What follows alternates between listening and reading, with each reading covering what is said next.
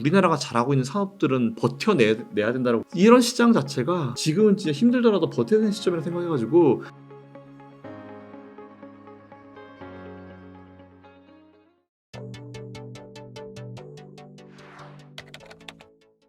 또 나왔습니다. 저는 이제 M&A가 주업이고요. 이제 한국 주식 투자는 경력이 한 23년 됐습니다. 미국 주식 투자는 경력이 한 16년 정도 됐고요. 투자 경험이 좀 많기 때문에 다양한 경험을 해봤어요. 이에 따라서 여러분들께 좀 뭔가 도움을 드릴 수 있는 게 있지 않을까라는 생각에 일종의 이제 재능 기부죠. 열심히 방송 출연하고 있는 LN솔리스 김선 대표라고 합니다. 네, 대표님 감사합니다. 대표님 또 오늘 고견을 좀 여쭤보도록 하겠습니다. 네. 최근 코스피가 2,300도 깨졌었어요. 네네네. 그리고 코스닥도 700 정도를 기록 중인데 현재 주식시장 어떻게 보고 계신가요? 주식시장이요? 네. 사실 지금 되게 많은, 그러니까 항상 이렇게 시장에 조정이 오면은 이제 언론이나 아니면 이제 증권사들은 뒤늦게 후행적으로 어떤 이제 핑계거리를 찾아요. 이슈를 찾습니다. 그냥 거기 갖다 끼워 맞추기 식으로 많이 하는데 되게 많죠. 최근에 이제 하마스 관련 이슈도 있고, 이제 미국의 국채 이슈 관련도 있고, 굉장히 많은 이슈가 있는데, 제가 봤을 때 그런 것보다는 적어도 이제 50% 이상, 많이는 60, 70, 7, 80% 이상의 이유가 신용의 문제라고 봐요. 저는 우리나라가 사실은 그동안 2차 전지주도 마찬가지지만 그동안 좀 시장 자체가 지금 되게 어렵죠. 어렵다 보니까 이렇게 되면은 자금의 흐름 자체가 아무래도 뭔가 빠르게 이제 좀 돌아갈 수 있는 그쪽으로 돌아가게 됩니다. 우리가 일반적으로 얘기하는 테마 쪽인데, 테마와 함께 그동안 핫했고 상승률이 좋은 업종으로 가게 돼 있거든요. 근데 그게 사실 2차 전지를 비롯해서 많은 업종들이 있었죠. 근데 특히 2차 전지 업종의 신용융자 잔고가 좀 되게 많았어요. 그리고 거기를 포함해서 미수, 사실 신용융자 잔고는 신용은 우리가 이제 증권사에서 빌려서 몇 달을 쓸 수 있는데, 미수는 제가 만약 오늘 샀으면 D+1이 끝이거든요. 이틀 만에 이제 팔아야 되는 그런 굉장히 초단기의 상품인데, 저는 사실 어디 가서 미수를 사용하지 말라고 말씀을 드리는데, 이 미수 사용액 자체가, 그리고 이 미수를 사용으로 인한 반대 매매 금액 자체가 역사적 최고 수준을 기록했다라고 해요. 그래요? 네, 그만큼 지금 투자 자체가 굉장히 사이트가 짧아졌죠. 그래서 이런 것들이 나오면서 아무래도 신용에 대한 어떤 부분들이 부담이 됐던 것 같습니다. 그래서 일단 최근에 우리나라가 이렇게 망가지게 된 거는 신용융자 잔고가 터졌어요. 마진콜이 좀 많이 터졌고, 기본적으로 마진콜은 이제 터지는 시점이 있거든요. 매번 여러분이 아마 확인하실 수 있는 게, 코스피든 코스닥이든 HTS에서 이제 여신 다음에 분봉을 바꾸세요. 1분봉을 바꾸시고 나서 그걸 보시면은 장 시작하자마자 차트가 밑으로 확 내려와서 시작하는 날이 굉장히 많았을 거예요. 특히 10월 달에는 절반 이상이 분명히 그랬을 텐데, 그게 마진콜이라고 보시면 됩니다. 네. 장 시작하자마자 마진콜을 던졌고, 문제가 뭐냐면 마진콜이라는 거는 이제 각 금액대별로, 각 지수로 보면 각 지수대별로, 그리고 종목별로 보면 각 금액대별로 막 많이 꼬여 있어요. 그 금액대에서 얼마나 많은 사람이 신용을 썼는지에 따라 달라지는 부분이니까. 그러다 보니까 이 정도 금액대에서 만약 마진콜이 터지죠. 그러면 이제 마진콜이라는 거는 강제로 청산하는 거기 때문에 누군가가 의도한 물량이 아닙니다. 강제로 나오는 물량이에요. 그럼 주가가 떨어지겠죠. 근데 문제는 요 중간 사이에 마진콜 물량이 또 있으면 그게 또 터지는 거예요. 그럼 또 내려앉죠? 또 내려앉죠. 이런 식으로 지금은 기계적으로 물량이 나와서 내려앉아버리는 시점이기 때문에 최근에 지수의 흐름이 그렇게 됐던 것 같아요. 그러니까 이게 누군가 의도해서 만일 이건 다 도망가야 된다라고 던졌으면은 그건 우리도 다 같이 도망가야 되는 시점 맞습니다. 근데 최근에는 제가 지난번 방송에서 나와서 얘기했지만 신용융자 잔고가 20조가 넘었었어요. 정말 심각한 거거든요. 저는 보통 예탁금과 신용융자 잔고의 비율을 잘 봐서 보시라고 했는데 40%가 넘어가면 이건 진짜 위험입니다. 그리고 제가 제 분석상으로 40%가 넘어가게 되면은 항상 조정이 왔어요. 그래서 제가 이게 한 달 전, 8월 달, 여름 시즌부터 좀 주의하시라고 말씀을 드렸었는데, 그때부터 지금까지 신용융자가 깨지면서 지수가 이제 기계적으로 내려앉아 버리니까. 근데 내려앉으면 누가 매수를 해주면 돼요. 근데 사실 지금 누가 매수합니까? 개인 투자자들도 매수하지만 오히려 신용으로 매수하는 사람들도 꽤 많기 때문에 이 물량 자체가 그렇게 길게 한 물량은 아니에요. 그러다 보니까 지수가 내려앉아 버린 거죠. 그래서 저는 지금의 어떤 조정을 여러분들이 너무 염두를 해두실 필요가 없다라고 말씀드리는 게, 이런 사실이 있어요. 이런 팩트가 있기 때문에 이런 걸 여러분들이 잘 생각하시게 되면은 오히려 그래도 조금은 마음이 편하시지 않을까라 생각하고 있고, 그런데 이제 또 재밌는 거는 또 이런 물량들이 들어올 때 또 한 번에 또 확 들어와 버리는 상황이 만들어지기 때문에 오히려 최근까지 조정은 이런 신용융자 잔고들이 기계적으로 터져 내려가면서 어쩔 수 없이 나온 물량들이고, 의도하지 않고 팔고 싶지 않은데 나온 물량들도 굉장히 많을 거기 때문에 이런 부분 잘 착안하셔가지고 지금은 조금 버텨야 되는 시기다. 네, 아. 이 정도까지 말씀드리겠습니다. 아 그러면 신용으로 인한 좀 주가 하락은 어느 네. 정도 나왔다고 보세요? 바닥은? 제가 어제자 기준으로 보니까 예탁금이 많이 늘었어요. 한 1, 2조 늘었더라고요. 제일 좋은 거는 예탁금이 늘면서 신용융자 잔고가 확 줄어드는 건데 26일자 지난주 금요일 날 마진콜 터져가지고 좀 많이 떨어질 거라 봤던데 마진콜이 많이 안 떨어졌어요. 그러니까 신용은 한 16조 초반대까지 내려오면 좋을 것 같고 그리고 예탁금도 늘면 늘수록 좋죠. 그래서 저는 비율이 30%대 초반까지 내려오면 제일 안정적이다라고 생각을 합니다. 근데 어제자 기준 계산해 보니까 36%. 아. 40%가 넘어가는 상황에서 좀 줄긴 줄었는데 여전히 부담스러워요, 사실은. 그래서 이게 자칫 잘못하면은 한 번 더 또 누를 수도 있겠네. 한 번 더 또 신용이 한번 나올 수도 있겠네. 이런 생각이 들어가지고 지금은 오히려 현금이 있으신 분들은 조금 시장을 좀 지켜보시면서 신용융자 잔고가 좀 떨어지는 걸 지켜보시는 것도 좀 나쁘지 않을 것 같다라는 그런 개인적인 생각을 가지고 있습니다. 네. 그러면 이러한 좀 조정 하락장이 좀 길어질까요? 근데 저는 제가 봤을 때는 사실상 10월 달에 어느 정도 마무리가 다 돼야 정상이긴 해요. 그 보통 이제 역사적으로 봤을 때도 10월, 9월, 8월 같은 경우는 지수가 그렇게 되게 강했던 달은 아니었거든요. 근데 보통 10월 달부터 분위기가 조금 돌리고 11월 달부터는 분위기가 완연하게 돌아가긴 해요. 이게 역사적 평균을 한 30년 평균을 봤을 때. 근데 제가 봤을 때는 지금의 이 흐름이 앞으로 한 일주일 정도는 조금 더 영향을 받을 수 있을 것 같아요. 지금은 아직까지는 지금 뭐 사실 FOMC도 예정이 되어 있긴 하지만 FOMC에서 어떤 멘트가 나올지에 따라서 좀 달라질 수 있을 것 같고 근데 이게 길 것 같지는 않아요. 11월 중순 전에 좀 정리가 될 문제인 것 같고 오히려 저는 12월 달과 그리고 지금 좀 쉬었으면 오히려 1월 달 이후까지도 조금 더 이제 분위기가 좀 괜찮게 흘러가지 않을까 싶어가지고 지금은 어쨌든 시장을 하방 쪽으로 보는 시점은 아닌 것 같습니다. 상방 쪽으로 보되 오히려 이런 마진콜 문제가 좀 더 빨리 해결되면 좋겠다. 그래서 저는 사실은 이런 얘기 하기 좀 그런데 하루 그냥 날 잡고 한번 확 밀어버리고 신용 한 1조 확 빠져버리고 하면은 제가 자신 있게 이날은 지금부터 좀 여러분들이 마음 놓으셔도 될 것 같습니다. 라는 말씀을 드릴 수 있을 것 같은데 그런 시점이 아직 오지는 않은 것 같긴 해요. 근데 그런 시점이 오긴 올 것 같아요. 한 번쯤. 혹시 그 신용 문제 말고 네. 또 한국은행 총재님이 지난번 국감위에서 네. 한국을 경기 침체 맞다라고 막 얘기도 하시고요. 네. 그다음에 지금 또 이스라엘 하마스 전쟁도 막 네.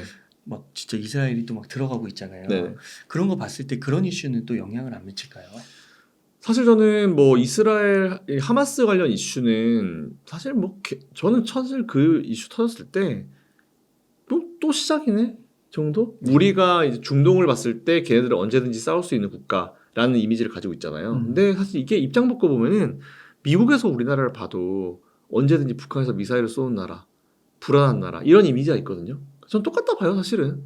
그게 이제 뭐 미국이 들어가냐 이란이 들어가냐 이런 거에 따라서 분위기가 좀 달라지는데 그것 때문에 좀 시장이 좀 영향을 받았던 것 같은데 제일 중요한 거는 다른 거 다 제쳐놓고 확전도 다 제쳐놓고 제가 봐서 유가예요. 근데 이스라엘과 그 팔레스타인 지방이 기름이 나오는 지역은 아니거든요.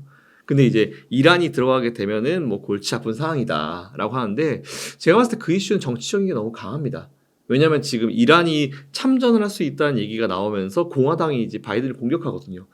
우리가 걸어놓은 이란 제재를 너희가 좀 풀어줬기 때문에 이게 발생한 거다. 이렇게 지금 이런 식으로 이게 흘러가고 있어요. 그러니까 오히려 저는 그게 그쪽 나라의 어떤 정치적인 이슈 때문에 굉장히 좀 많이 부각이 되는 거지. 그것만 가지고 주식시장 자체가 영향을 받는다. 저는 그렇게 보진 않습니다. 그래서 이스라엘과 하마스 관련 이슈는 그냥 그렇게 이해하고 넘어가시면 돼서 만약 그거 가지고 밀렸다라고 하면은 그냥 뭐 유가 때문에 그런데 사실 유가가 뭐 직접적인 연관이 있지 않기 때문에 큰 문제가 없을 거라 보고 있고요. 그리고 한국은행 총재님이 말씀하신 거 우리나라가 경기 침체다라고 얘기한 건데 사실 저는 작년부터 제가 미국은 안 온다라고 해서 말씀을 드려왔고 중국은 진짜 불안한 상황이다라고 말씀드렸는데 우리나라 같은 경우도 사실 쉽지는 않지만 그래 우리나라가 글쎄요라는 의견을 좀 드려왔어요. 근데 이번에 한국은행 총재님이 어떻게 보면 우리나라 경기 수장 최고 수장이시죠? 근데 그분이 우리나라 경기 침체 맞다라고 얘기를 해가지고 아니 이거 무슨 소리지? 싶어서 들어서 봤어요. 근데 아마 여러분들이 저보다 더 잘 아실 거예요. 이 경기 침체라는 거를 딱 판단할 때는 한두 가지 지표라는 게 아니에요. 단순히 뭐가 뭐보다 안 좋다고 경기 침체다라고 얘기하지 않거든요. 전체적인 지표들 수십 가지 몇 가지를 갖다가 다 종합을 해서 이제 경기 침체를 판단하는 거지 한두 가지 지표를 보는 게 아니거든요. 근데 이번에 이제 한국은행 총재님이 국정감사에서 뭘 얘기하셨냐면은 잠정 성장률, 실제 성장률 잠정 성장률보다 항상 앞서가야 되는 실제 성장률이 잠정 성장률보다 떨어졌기 때문에 뭐 경기 침체가 왔다 이렇게 얘기하셔가지고 처음엔 저는 이게 무슨 소리지? 아니 그렇게 단순하게 이제 의견을 낼 수 있었으면은 사실 경제가 그렇게 이렇게 어렵게 평가가 되지 않을 거예요. 그래서 무슨 말씀이시지 싶어가지고 제가 최대한 전문이 나와 있는 걸 봤거든요. 근데 그 뒤에 하나가 있었어요. 뭐가 있었냐면은 하지만 반도체는 좋아질 것 같다. 이런 얘기가 있더라고요. 근데 이걸 여러분 잘 아셔야 되는 게 성장률은 어차피 GDP로 결정을 해요. 근데 우리나라는 GDP 중에 굉장히 많은 퍼센티지가 반도체가 있습니다. 그 GDP를 계산하는 항목들이 여러 가지가 있는데 일단 수출이 잘 돼야 되는데 우리나라 같은 경우는 지금 삼성전자가 반도체 수출을 못하니까 수출이 확 꺾였죠. 네. 그럼 어쨌든 수출에 제일 영향을 많이 주는 게 반도체인데 우리나라는 반도체 가지고 먹고 사는 국가이기 때문에 반도체 수출이 안 되면 당연히 수출이 떨어지는 거고 그렇게 되면 GDP가 계산식으로 봤을 때 떨어지는 게 당연한 거예요. 어떻게 보면은. 그걸 누구보다 잘 알고 계시는 이제 한국의 총리님이시겠죠? 네. 근데 여기다가 반도체 경기는 좋아질 것 같다라고 뒤에 단서를 다신 이유가 뭐냐면 어떻게 보면 이제 둘러서 말씀을 해주신 거죠. 지금은 GDP가 이런 상황인데 반도체 경기가 좋아진다라고 하면은 GDP 계산식으로 봤을 때도 확실히 더 개선이 될 거다. 그럼 지금 상황이 어쨌든 바닥이다라는 걸 한국은행 총재님이 시장과 투자자들과 우리에게 얘기를 해준 거예요. 네. 사실 저는 그게 포인트라 보고 있고 어쨌든 반도체 경기가 이제 바닥을 잡았다라고 하는 거는 이제 최근에 삼성전자 감산 등 이런 걸 통해 가지고 이제 디램들이 반등을 하고 있잖아요. 그래서 저는 오늘 아마 이제 실적 발표 삼성이 나온 걸 알고 있는데 여전히 적자긴 하지만 이거는 뭐 우리가 작년 3분기 사실 아시겠지만 작년 1, 2, 3분기 삼성 실적 잘 나왔어요. 네. 이게 에코프로를 제가 말씀드릴 때 똑같이 말씀드리지만 사실 에코프로도 작년 3분기가 정말 역대급 실적이 나왔거든요. 삼성도 작년에는 원래 1분기가 반도체가 비수기인데도 불구하고 1분기부터 거의 뭐 기록적인 실적을 찍어냈던 해가 작년이었어요. 네. 보통 제가 YOY의 함정에 빠지지 말라고 말씀드리는 게 작년에 그만큼 정말 메가 서프라이즈하게 나왔는데 그것보다 잘 나오려면 올해도 진짜 메가 서프라이즈하게 나와야 돼요. 그렇죠. 근데 아니거든요. 네. 그럼 올해 나온 거 봐도 좀 실망이긴 한데 그래도 이게 정말 많이 쳐졌다?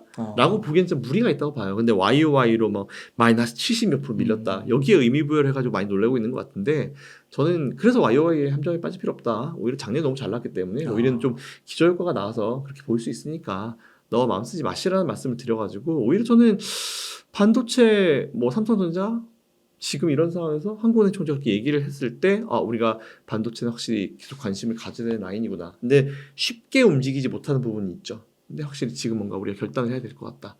이런 생각이 좀 들긴 듭니다. 네. 그러면 좀 종합적으로 봤을 때요.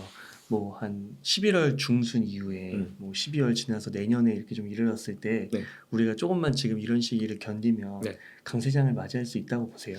저는 진짜 이게 기본적인 저희 사이트는 저는 그냥 시장이 좋을 수밖에 없다라고 봐요. 왜냐하면은 이게 여러 가지가 있었는데 제가 사실 분석을 하다가 좀 만 게 있어서 우리 그 강연에 있지 않습니까? 네. 우리 네. 돈고래 강연에 거기서 하려고 지금 준비를 하고 있는 게 있어요. 잠깐만 좀 말씀드리면 예전에 2004, 5, 6, 7년도 대세 상승장이 나왔었죠. 근데 네. 그때 우리나라 코스피가 700에서 2,100포인트까지 올라왔던 시기가 있었어요. 근데 이번에 미국의 GDP가 발표가 됐는데 4.9. 그때 GDP보다 지금이 좋아요. 네.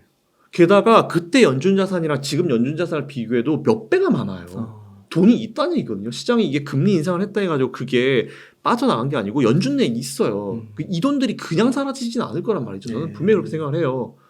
그러니까 지금 돈이 없어가지고 시장이 못 간다는 얘기는 말이 안 되는 것 같아요. 그리고 오히려 저는 지금 계속 여러 가지에 가려 있는데 구름에 가려져 있다고 뒤에 있는 햇빛이 없다라고 말하면 안 되잖아요. 사실 여러분들이 제일 제가 작년부터도 제가 계속 사실 거의 제가 유일하지 않았어요, 용달에? 네. 경기 침체 안 온다라고 했던 사람? 네. 작년에 보면은 전문가들이 나와가지고 어정쩡한 얘기를 되게 많이 했어요. 경기 침체 올 가능성이 26%, 25%. 그래서 여러분들이 궁금하신 건 그거잖아요. 아니, 경기 침체 올 확률이 25%면 그래 온다는 얘기야, 안 온다는 얘기야? 뭔데요? 25%면 1년 중에 4개월은 4분의 1은 안 온다는 얘기야? 이런 얘기 어정쩡하잖아요. 그러니까 여러분들이 듣고 싶은 거는 퍼센티지 필요 없고 그래서 온다는 얘기야, 안 온다는 얘기야? 이게 궁금하시기 때문에 저는 안 온다라고 분명히 작년부터 얘기를 엄청나게 했었어요. 네. 근데 안 왔잖아요. 최근에 보면 기사가 나오죠. 저는 그래서 이게 아무리 비판을 듣거나 어떤 얘기를 들어도 할 말은 해야 될 것 같긴 해요. 만일 지금이 자산이 많이 꺾이고 전 세계에서 이제 탑을 하고 이제 우리가 제일 많이 참고를 하고 있는 미국의 성장률이 꺾였다라고 하면 제가 여러분들께 이거 조금 애매할 수 있습니다라고 말씀을 드릴 것 같아요. 네. 근데 전 요즘에 시장 안 꺾입니다. 지금은 어쨌든 쉬어가는 시점이고 예전에 대세상승장에서도 단기 고점 대비해서 지수가 10%, 20%, 30%가 밀렸고 오히려 횡보 구간이 뭐 몇 년 동안 이루어졌던 적도 있었다. 2, 3년은 사실은 있었다. 근데 지금 우리가 힘든 시기가 한 1, 2년, 2, 3년이잖아요. 그래서 이거는 대세 흐름으로 봤을 때 잠깐 좀 쉬어가는 구간이고 나오는 에피소드는 그 구간에 나올 수 있는 에피소드들이지 이게 전체 대세를 바꿀 수 없다라고 말씀을 드리고 싶어요, 솔직히. 그래서 저는 오히려 시장 간다 보거든요. 네. 근데 이게 가려고 하면은 뭐가 태클 걸고 가려고 하면 태클 걸고 하는데 오히려 저는 시장이 나쁘다 보지 않아요. 그래서 중국도 바닥이잖아요. 중국이 지금 말 고점이면은 문제가 좀 있을 수 있어요. 근데 경기가 다 좋아지면서 미국도 올라가고 중국도 좋아지면서 우리나라도 같이 따라서 올라갈 수 있다고 저는 보거든요. 네. 그러니까 저는 사이트를 전체적인 그림을 그렇게 봐야 된다 봐요. 그래서 저는 지난번에 그 파월이 롱이라고 표현했잖아요. 저는 그 롱이 진짜 롱이 될 수 있다 생각해요. 네. 네, 이게 맞는 것 같아요. 그래서 저는 이렇게 말씀드리면 뭐 어떻게 해서 여러분 생각하실지 모르겠지만 저는 여전히 사이트는 간다. 네, 갈 수밖에 없는 상황이다라는 그런 생각을 말씀 좀 드리고 싶고 대신에 중간에 이제 여러 가지 이제 이런 에피소드들이 있기 때문에 흔들릴 수 있어요. 근데 이렇기 때문에 여러분들이 2차 전지의 조정을 여러분들이 버텨내셔야 되고 반도체 조정을 버텨내셔야 되고 디스플레이 조정을 버텨내셔야 되고 성장이 그대로 이루어지고 우리나라가 잘하고 있는 산업들은 버텨내야 된다고 보는 1년이든 2년이든 버텨야 된다고 보는 생각이 사실 그런 생각입니다. 그래서 지금은 버텨야 될 시기다. 네네. 네. 사실 저도 이제 제가 딱 98년도 계좌를 처음 만들었죠. 근데 그때는 막 거래를 많이 안 했습니다. 99년도부터 거래를 많이 했는데 그때 사실 제가 얼마 전에 막 코스닥 시장이 생긴 게 기억이 나요. 96년도예요. 96년도 7월 1일인가부터 코스닥 시작됐거든요. 제가 처음에 98년도 할 때 난리도 아니었어요. 이때 당시에 코스닥 진짜 엉망진창이었거든요. 근데 이게 수년간 이제 진행돼 오면서 시행착오가 겪어져 오면서 성장을 해온 게 우리나라 시장인데 그 정도로 우리나라 시장의 역사를 좀 많이 봐왔어요. 근데 그 구간 동안에 중간에 예전에 이제 IT 버블 여러분 생각 많이 하시잖아요. 겪었잖아요, 저는. IT 버블 터지고 2002년도에 월드컵하고 막 그 어떤 기대감에 월드컵 하게 되면 TV가 많이 팔리고 그때 당시에는 또 이제 그 LED 지금 OLED지만 LED 막 이런 게 나올 때였어요. 그래서 LED 전등으로 바꾼다 막 이런 때가 그때였거든요. 근데 그때 이런저런 얘기가 나오면서 기대감은 엄청나게 많았는데 지수는 계속 내려왔어요. 계속. 그러다가 2002년도 3년도 때 미국이랑 이제 이라크가 이제 신경전을 펼쳤고 그때 당시에 사스였나? 뭐 있었어요. 질병도 사스인가 있었고 하여튼 병도 있었고 전쟁도 있었고 미국이 뭐 그때 또 하필 대통령이 부시였어요. 이라크를 때리니 많이 막 난리가 났었고 그때 2001년도에는 쌍둥이 타워 있었었고 하여튼 난리 2001, 2, 3 장난이 아니었거든요. 한 2년 동안 진짜 힘들었어요. 근데 그전 IT 버블 터지면서 힘들었으니까 사실 힘든 건 뭐 2, 3년 더 되죠. 계속. 그 지금은 그래도 이거잖아요. 근데 이랬거든요.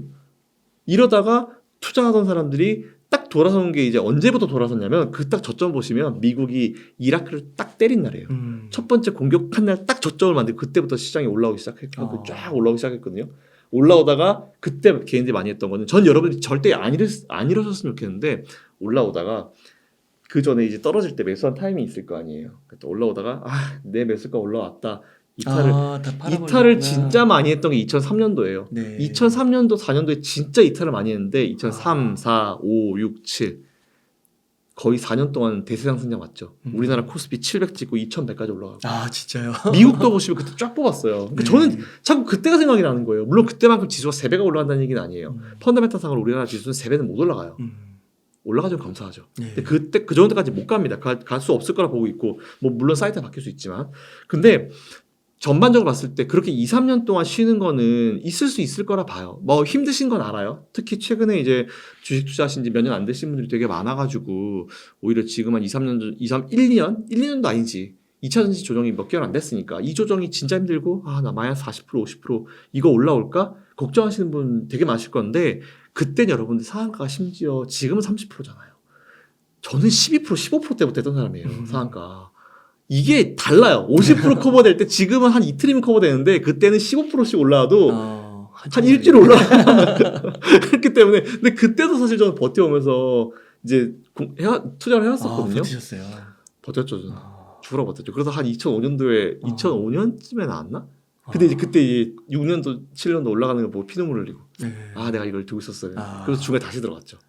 그랬던 게 사실 저였기 때문에 이런 경험이 있기 때문에 여러분들께 진짜 자신 있게 말씀을 드릴 수 있는 거예요. 뭐 과거의 데이터를 공부 뭐 수치로 한 것보다는 저 진짜 얻어맞으면서 배웠거든요. 근데 네. 지금이 이런 시장 자체가 우리가 투자를 물릴 시점이 아니에요. 지금은 진짜 힘들더라도 버텨야 되는 시점이라 생각해가지고 2차 전지든지 뭐 2차 전지 그렇게 사랑하셨는데 왜 마음이 바뀌셨습니까?